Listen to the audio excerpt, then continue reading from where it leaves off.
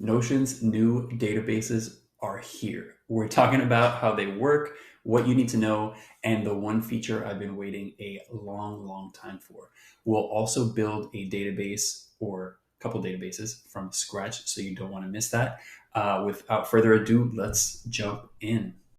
If you're new to the channel, my name's Dave. I'm also known as the Notion Coach. I'm a Notion ambassador and certified Notion consultant. If you're curious about either of those two, I've got some links below if you're interested. But today we're looking at Notion's new databases. They've been in beta for a few months now, and it's definitely one of the biggest structural changes coming to Notion over the past several months. If you use Notion, you know how versatile it is, and it can be, especially when we think about combining information like text, images, embedded content, and also databases. The previous databases or the previous iteration, although they were pretty adaptable, had some limitations that these new updates definitely address. So that's what we're going to take a look at today. So we've got a page open, and this is a version of the manifest template that I released a few months back at the start of the year, start of 2022. But this, we're looking at a board view of, in this example, a daily planner. And right off the bat, the first thing that you'll notice is that we've got these new tabs here at the top. This is great for a couple reasons. Number one, we could quickly navigate between not only the same database, but multiple databases. And that's what we're going to get into in the example in this video. But in this case, we've got 4 different databases that are all accessible in this view, from a daily planner to the current week, the current month, current quarter. And this is just one example of many possible scenarios in which we could not only look at different views of one database, but have multiple databases in there as well. So that's pretty cool. The next thing we want to look at is changing the view of any particular database. So for example, prior to this update, if you wanted to, say, change a table into a gallery view, you had to create a new view, set it up from scratch. So if you had a lot of filters or sorts set up, or you had properties turned on or off, you kind of had to do that all from scratch over and over again. So with the update, if I just right click on any one of the views here, I can edit view. And then if I go to this pop out on the right, you'll notice this is an updated properties view that we a little bit organized or reorganized, but a lot of the stuff is the same here. But I can quickly go ahead and change this from a board view to any one of the other 5 view types. So also pretty cool in terms of quickly customizing, especially if you're getting very granular with how you're filtering or sorting or turning on or off certain properties. This feature is the one that I might be the most excited about, just because I like to customize not only what's showing in the database, but how it looks, how pages and workspaces look, and how they're formatted, just to kind of get some visual hierarchy as to how you're presenting information and what are you filtering out so that you can focus on the work that matters. But in this top section of the database, you'll notice that these tabs are now above the database name, because if you click on the additional settings of the database name, view the original database, you can edit the database title, or most importantly, you can hide it completely. So especially if you use things like table of contents, or you just like to kind of go the more minimal route where you know what the database is and you don't need the name in the header section. This is just really great and more kind of a visual update to just customize the space. If we jump into filtering and sorting, this is really just kind of curating what information is being presented in this particular database view. Some updates here, if you'll notice, when I click on filter, we get this added row here that just makes it a little bit easier to keep an eye on what filters are being presented and how we're sorting this information. So in this particular view, we've got the week date. So this is showing a daily planner where all of the days of the current week are being presented. So just kind of a simple formula where we can say that the week date is within the past week. So with filters and sorting in the new update, if I create a new filter, say by, let's say, did I journal? If journal is checked, you'll also notice that we've got some changes to how we're saving this particular view. If you think back to previous databases, if you made a change to how a database is being presented, maybe you changed the filter, maybe you moved properties from one space to another, any changes that you would make in that space also got updated across every other person's view of that page. Could be problematic, especially if you've got a large team that is, maybe working with databases or maybe not quite clear on how updating in their view could also update across an entire organization. So when we make a change in our database, we can either save it for everyone. So this could be helpful if you're going in and you're making structural changes to how databases are shown, or if you're just seeing, unchecking a box or turning off a filter temporarily just to see more information, then you can just leave the save for everyone alone, and it won't affect or update other people's view of the database. So something to keep in mind there. I know this solves a big problem, especially for large organizations that are sharing workspaces and sharing dashboards. This is a very welcome. The database settings have also gotten a refresh, so definitely want to take a look at what's happening over there. If we click on this settings menu, let's close the filter and open this up. You'll notice that we've got different sections within the settings. So this is mainly to account for some changes and some new features being added to how we can customize this database view. And rather than have kind of a long list of settings to, sift through, they're categorized by the type of function. So for example, one of the new ones that we talked about earlier is changing the source database. This is going to be great for people or organizations that are referencing different databases and want to do it in the same space. This is going to be great for that. And you can search similarly to how you would search for any database elsewhere in Notion. The layout, these will be pretty familiar. We've got these 6 default layouts, the default being table. We're looking at the current board view. If we want to change this to, say, a list or a gallery, the filters and sorting will be maintained. You'll just see the different layout. If we go back to board, you'll notice that we have properties that are specific to the board layout. For example, we can change what we're seeing as the preview for the card, the size of the card, do we want to fit images, things like that. And if you notice that we go to the list view, those disappear. So these are contextual to the type of view that you're using. So you want to keep that in mind in terms of if you lose a card preview setting and you don't know where it went, it's because of the view type that you're looking at. So definitely want to go back to the board view. Also, if you notice, kind of finicky, but if we navigate from, let's say, a board view to a list view and then want to go back to a board, you'll see that the default is changed so that it no longer sorts by the date, which was the previous version, in which case I would just kind of undo Command-Z or Control-Z until we go back to the previous version that we want to stick with. So we've got that back there.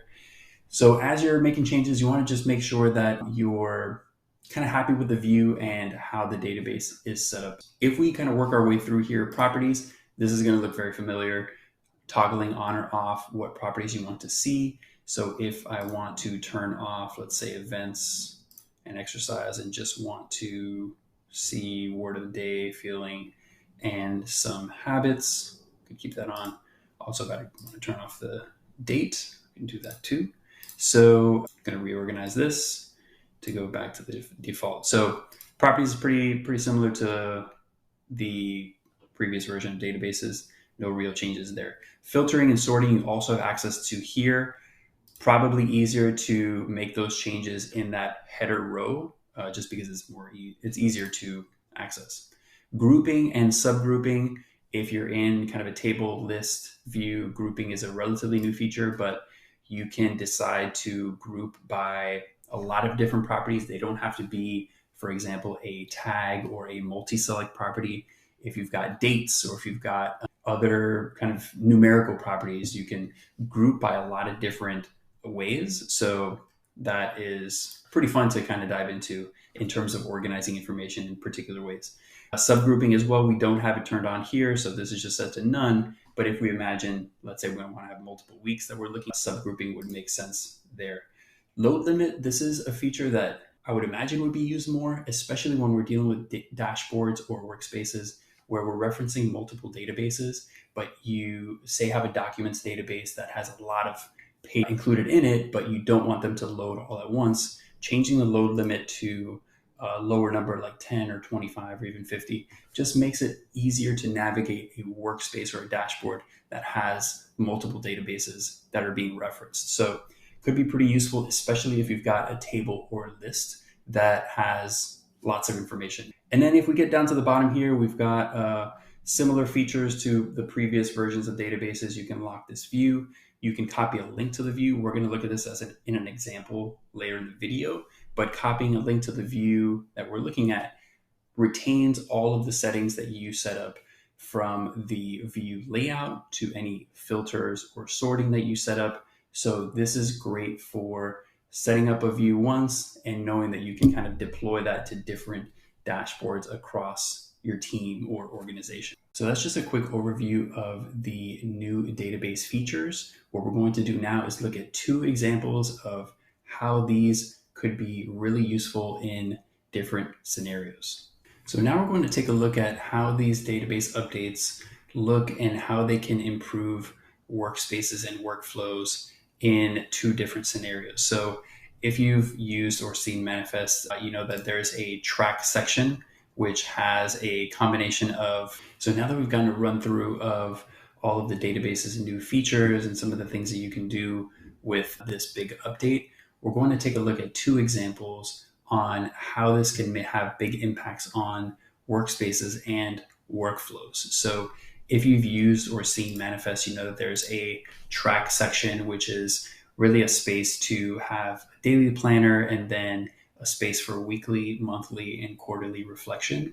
So in the previous version, we would have essentially different spaces for each. So if, for example, I had my daily planner, it was possible to see different views of that same database. So for example, this view that we looked at earlier, we can set this up as a daily planner view. I can also have a table view that just looks at today as a way to kind of quickly enter or, make entries into this day page.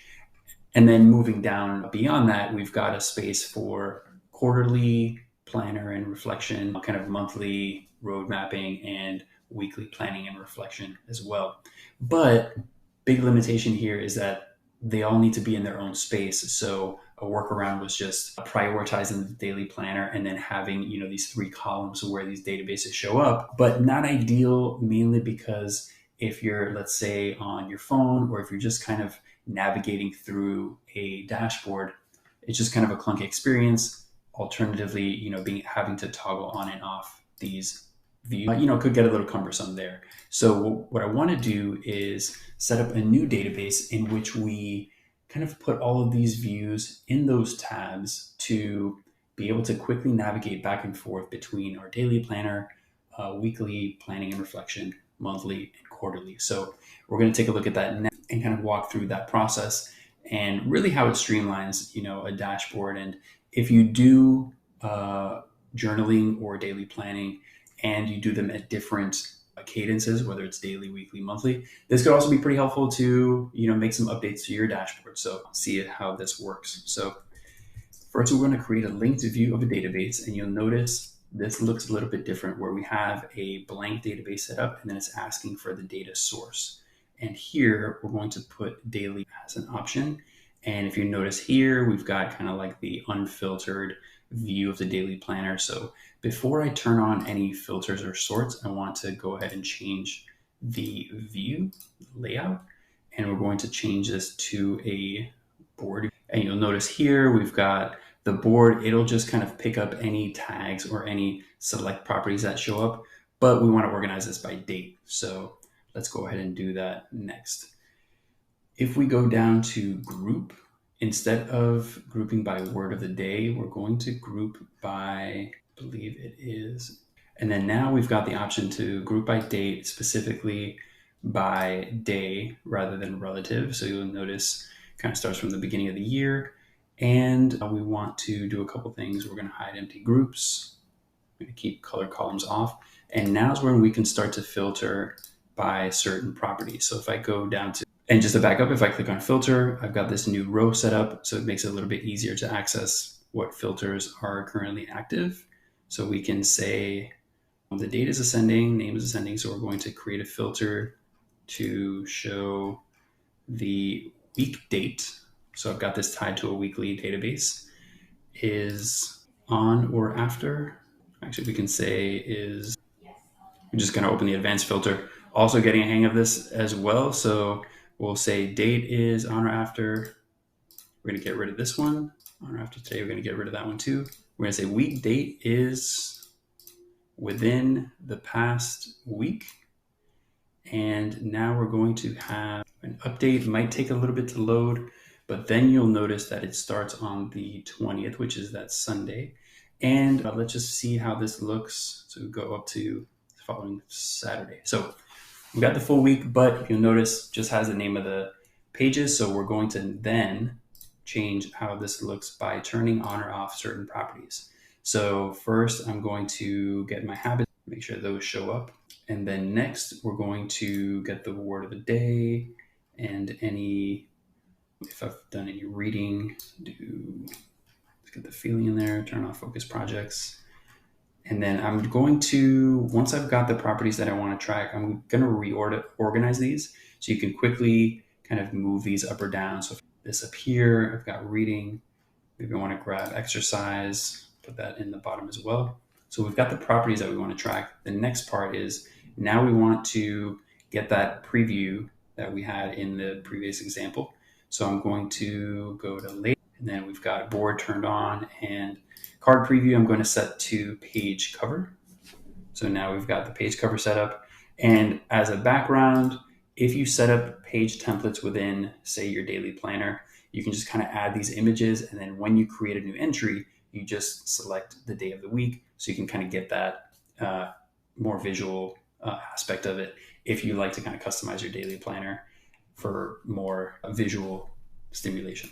So we've got the filtering set up, you've got the properties turned on, groupings turned on. So this is looking pretty good in terms of our daily planner. Now what we want to do is add our weekly planner and set it to the current week as a new tab in this view. So if I go to add view, same update, we're going to be asked to select a new database, and I'm going to select weeks. Also, you'll notice here as well, we've got kind of like an unfiltered view of the weeks. So we want to set the layout first and then start to figure out a filter that sets it to the current week. So going to go back into the properties. We're going to go to layout. We'll set this to board view. And here I want this to show up as large because we're only going to see one card. So we can have that be a little bit bigger. And next, same thing, card preview. We're going to set this to page cover. And let's go ahead and change the properties and what shows up here. And then we'll filter to the current week. So a lot of properties covered for the weekly planner, but what we want to do is focus on weekly habits. And let's turn on reflection habits, any objectives that are tied to the current week. We want to add we'll leave that for the monthly review. Cool. So we've got some properties here, and you'll also notice that the board is organized by this, I believe this is objectives, and we want to sort by date. So we're going to group instead of journal week. This is just like a weekly journal entry. We're going to say we want to organize this by date, chronological. We're going to hide empty groups. And now we're ready to set up the filter for only showing the current week. So I'm going to go to filter, add filter, and I'm just going to set the advanced one just because it's a muscle memory. This one is more familiar, but we're going to say days is within the past week. So now we've got the week of March 20th. That's 12th week of the year. We've got some objectives and some habits there for quick reference.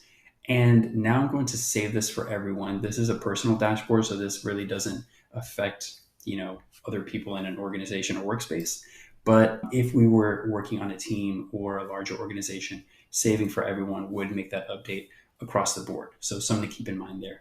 So now let's go ahead and rename this to say this week and name this one. We've got these tabs. And one other thing I want to do is hide this title for the daily planner and for the weekly planner. Go ahead and hide. So now we've got these two views of different databases in the same space. So this is just kind of scratching the surface of what we can do with pulling in information from various databases and filtering them and curating them to really kind of focus in on the information that matters the most. So that's just kind of a quick example of how these new databases work. If you have a particular use case that you're thinking about, definitely let me know in the comments. Or if you've got questions about some of the new features and some of the new kind of formatting that you can do with databases, also let me know as well. And I'll see if we've got a solution for you. Otherwise, hope that's helpful and see you in the next video.